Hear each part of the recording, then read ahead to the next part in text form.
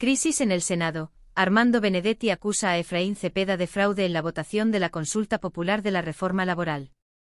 El martes 14 de mayo de 2025 quedará registrado en los anales de la política colombiana como uno de los días más tensos del último lustro. En medio de un ambiente marcado por la polarización, la presión social y la urgencia legislativa, la propuesta de consulta popular impulsada por el gobierno del presidente Gustavo Petro fue derrotada en el Senado. El resultado final, 49 votos en contra y 47 a favor, desató una tormenta política, pero también una controversia institucional de grandes proporciones que hoy tiene al Congreso y al Ejecutivo enfrentados en una batalla que va más allá del campo legislativo. El detonante de este nuevo capítulo de crisis institucional fue una denuncia explosiva del ministro del Interior, Armando Benedetti, quien acusó públicamente al presidente del Senado, Efraín Cepeda, de cometer fraude procesal durante el proceso de votación. Según Benedetti, se alteraron los resultados una vez cerrada la votación, violando así los principios básicos del procedimiento legislativo.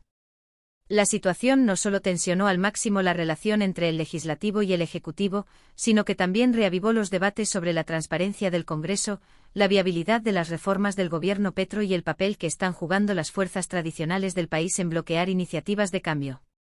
Antecedentes: la apuesta del gobierno Petro por la participación ciudadana. Desde su llegada a la Casa de Nariño en agosto de 2022, el presidente Gustavo Petro dejó claro que su administración buscaría transformar profundamente el modelo económico y social de Colombia. En su agenda de reformas estructurales se destacan la reforma tributaria, la reforma a la salud, la pensional y particularmente la reforma laboral, concebida como un instrumento para reducir la desigualdad, dignificar el empleo y fortalecer los derechos de los trabajadores. No obstante, el gobierno se ha topado con una realidad política compleja, un Congreso dividido, con mayorías inestables, una oposición consolidada y una opinión pública fragmentada. En ese escenario, muchas de las iniciativas del Ejecutivo han sido frenadas, modificadas o archivadas. Fue precisamente por esa razón que el gobierno decidió recurrir a la figura de la consulta popular como un mecanismo alternativo para legitimar su agenda social. La consulta propuesta incluía 12 preguntas orientadas a que la ciudadanía se pronunciara directamente sobre asuntos claves del mundo laboral: formalización del empleo, contratación justa, reducción de la tercerización, derechos colectivos y jornada laboral, entre otros. El objetivo era claro: empoderar a la ciudadanía frente a un Congreso que, en palabras del propio Petro, ha sido históricamente un muro de contención para las transformaciones sociales. La votación en el Senado, entre la tensión y el caos. El 14 de mayo, la plenaria del Senado se preparaba para una jornada histórica. La consulta popular sería votada luego de intensos debates y múltiples intentos del gobierno por convencer a congresistas indecisos. Sin embargo, desde el inicio, el ambiente era tenso. Fuentes internas relataron que ya antes de comenzar la votación se percibían enfrentamientos entre senadores, gritos cruzados, y un ambiente cargado de sospecha e incomodidad. La votación, que se desarrolló con cierta normalidad, terminó con un resultado adverso al gobierno: 49 votos en contra, 47 a favor. Pero lo que vino después fue lo que desató la crisis. Según denuncias de varios sectores oficialistas, una vez cerrada la votación, se habrían hecho aclaraciones sobre votos que modificaron el resultado. El hecho fue interpretado como una alteración indebida del conteo, lo que en términos jurídicos podría configurar fraude procesal. El secretario del Senado, quien debía limitarse a registrar los resultados, fue acusado de aclarar un voto a destiempo.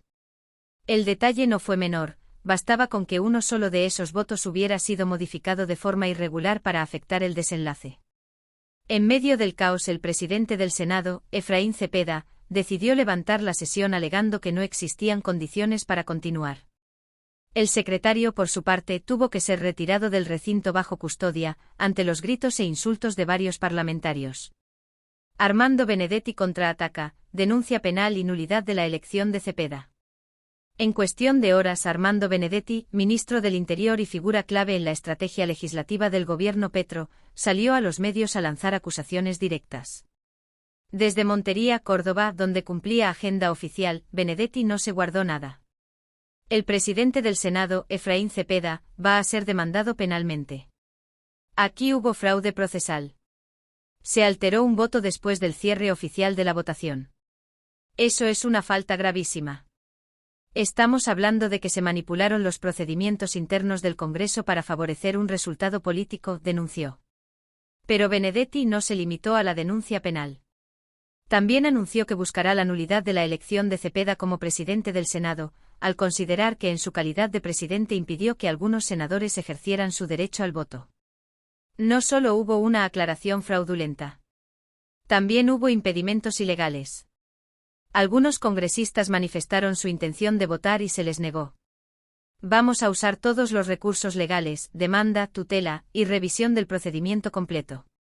Benedetti sustentó sus declaraciones en los artículos 163 de la Constitución y 191 de la Ley 5 de 1992, que establecen los parámetros para el mensaje de urgencia y el procedimiento legislativo. Con base en estos artículos, el ministro anunció también la radicación de un mensaje de urgencia e insistencia por parte del presidente Petro para que la reforma laboral sea tramitada en un plazo máximo de 30 días. La insistencia del Ejecutivo no es caprichosa. Es un acto democrático frente al bloqueo sistemático del Congreso. El pueblo tiene derecho a que se discuta su futuro laboral. Esta reforma no puede quedar enterrada por un error procesal o una trampa, sostuvo Benedetti. La respuesta del Congreso y la oposición. Desde la oposición, las reacciones no se hicieron esperar. El senador Miguel Uribe Turbay, del Centro Democrático, acusó al gobierno de querer imponer una dictadura plebiscitaria y de no respetar la independencia del Congreso. Si no ganan, acusan. Si no convencen, amenazan. Eso no es democracia, es autoritarismo, afirmó. Efraín Cepeda, por su parte, respondió con un comunicado breve en el que defendió la legalidad del procedimiento y acusó al gobierno de estar buscando culpables por no conseguir mayorías. El procedimiento se realizó conforme al reglamento. Si el gobierno no logró los votos, no puede culpar al Congreso. En democracia a veces se gana y a veces se pierde, declaró. Sin embargo, las dudas persisten. ¿Hubo realmente una alteración fraudulenta del resultado? Se respetó el reglamento del Senado.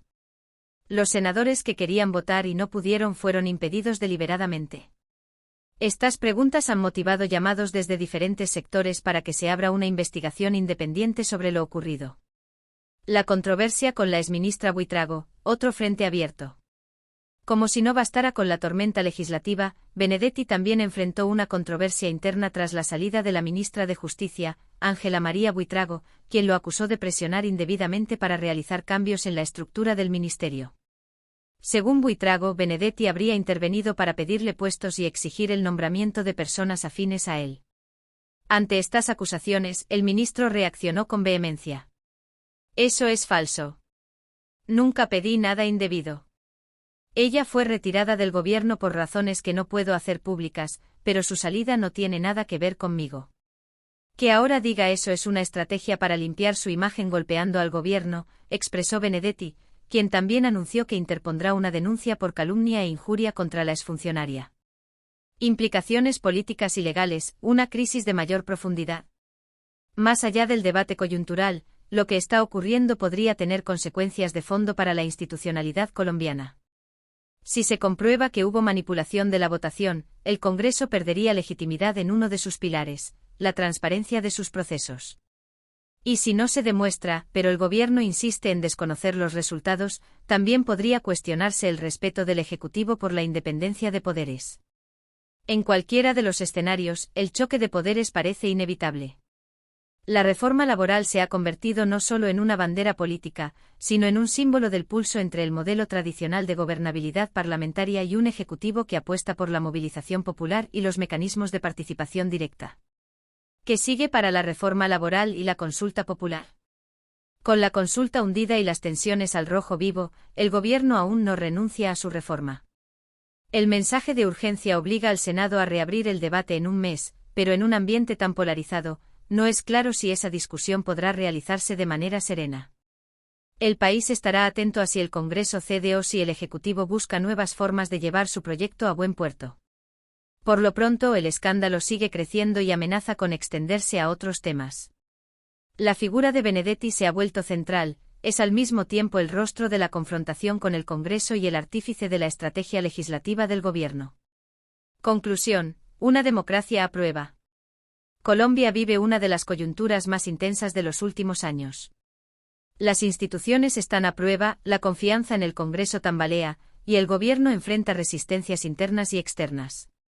Lo ocurrido en la votación del 14 de mayo no es un episodio menor, es un reflejo del momento histórico que vive el país. ¿Será este el comienzo de una reforma del Congreso? ¿Se abrirá una investigación formal por fraude legislativo? ¿Podrá el gobierno salvar su reforma laboral? ¿Qué papel jugará la opinión pública? Solo el tiempo lo dirá, pero una cosa es segura, la ciudadanía debe estar atenta, informada y participativa. Porque la democracia no se defiende solo desde las curules, sino también desde las voces del pueblo. ¿Y tú qué opinas de esta denuncia del ministro Armando Benedetti? ¿Crees que hubo irregularidades en la votación de la consulta popular? ¿Cómo debe actuar el Congreso ante estas acusaciones?